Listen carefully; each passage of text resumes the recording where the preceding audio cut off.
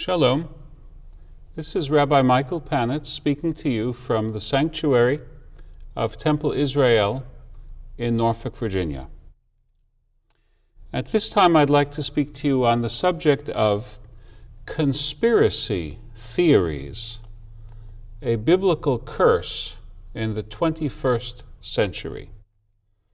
And you will see an illustration connected to this theme, a famous photograph of Joseph Welch, the noted American attorney, confronting Senator Joe McCarthy and saying to him, "Have you no sense of decency, sir?" Famous moment in American history. The Bible contains both blessings and curses. Curses make us uncomfortable, so we focus on the blessings. But the curses are there for a reason, and in difficult times, we can learn important life lessons from them. Now is just such a difficult time. There are 2 chapters in the Bible where Moses invokes solemn curses against those who break the covenant with God. In the book of Leviticus, chapter 26, and in the book of Deuteronomy, chapter 28. The second of these chapters is part of our weekly reading this coming Sabbath. But the 2 chapters are closely related, and I will show you a theme that appears in both, and then I will show you how people today have fallen prey to this curse. In addition to political, agricultural, and other physical problems, the curses include a psychological dimension. Consider these verses. Leviticus chapter 26, verse 17. V'nastem ve'ein rodef etchem. You shall flee with none pursuing you. Leviticus 26, verse 36. V'radaf otam kol ale nidaf, v'nasu minusat charev, v'naflu ve'ein rodef. The sound of a driven leaf shall pursue them. They shall flee in flight, as in flight from the sword, and they shall fall, with none pursuing. Deuteronomy 28, verse 28. Yakecha Adonai b'shigaon. The Lord will strike you with madness. What the Bible is describing is a crippling paranoia. As Americans, we are struggling with the ascendancy of people who are driven by paranoia. I'm referring to the growing popularity of conspiracy theories in American political life. Conspiracy theories are not new. They have been an ugly part of the fringe of our political spectrum for much of our nation's history. And yet, they have grown much more important in the past decade, and especially in the past half-decade. So that we have a precise sense of what we are analyzing, please consider the following comments taken from an online encyclopedia. A conspiracy theory is an explanation for an event or situation that invokes a conspiracy by sinister and powerful groups, often political in motivation, when other explanations are more probable. Conspiracy theories resist falsification and are reinforced by circular reasoning. Both evidence against the conspiracy and an absence of evidence for it are reinterpreted as evidence of its truth, whereby the conspiracy becomes a matter of faith rather than something that can be proven or disproven. Research suggests that conspiracist ideation, belief in conspiracy theories, may be psychologically harmful or pathological.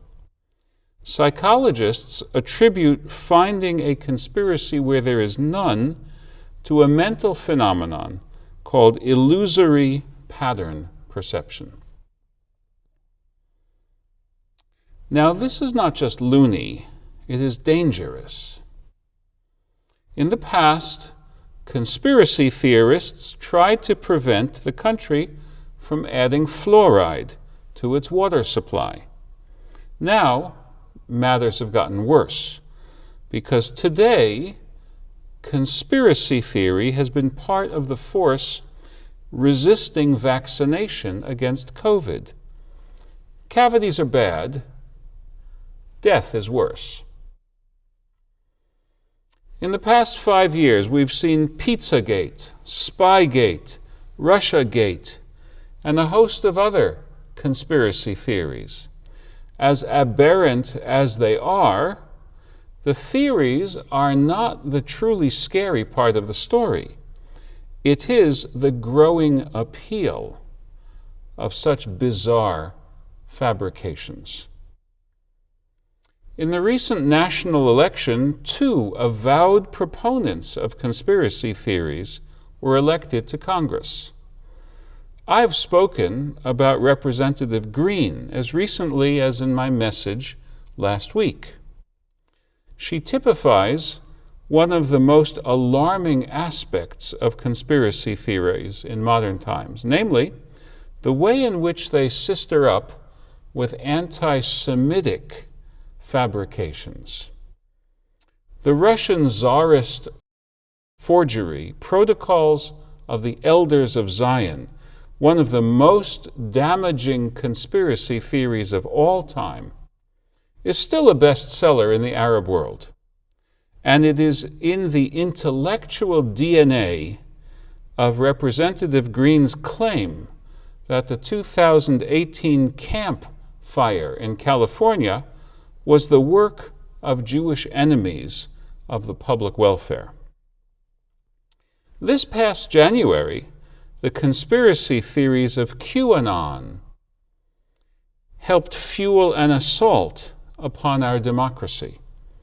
And yet, even now, die-hard conspiracy believers refuse to disavow that action. Either they pretend that it was a peaceful protest, or they charge that it was the work of the enemies whom their conspiracies revile.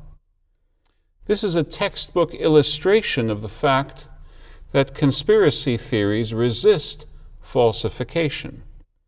They are the province of the zealous mind, and therefore inherently dangerous. The Bible is brutally frank in describing how curses can lay low a society. But it never ends there. There's always the possibility of redemption. And yet, redemption does not happen automatically. It happens when the people turn back to the covenant God has given us. The analogy for our American society is clear. We cannot simply wish the malevolent force of conspiracy thinking away. We have to find a way to agree on a minimum moral threshold and to insist on decency. This means that the majority of Americans with decency in their souls have to bestir themselves on primary election day, so that the conspiracy mongers among us are returned to the margins of political discourse. And thinking about today's illustration, 70 years ago, our country found a way to rid itself of the conspiracy thinking of Senator McCarthy. I hope and pray that we can do the same today. Amen.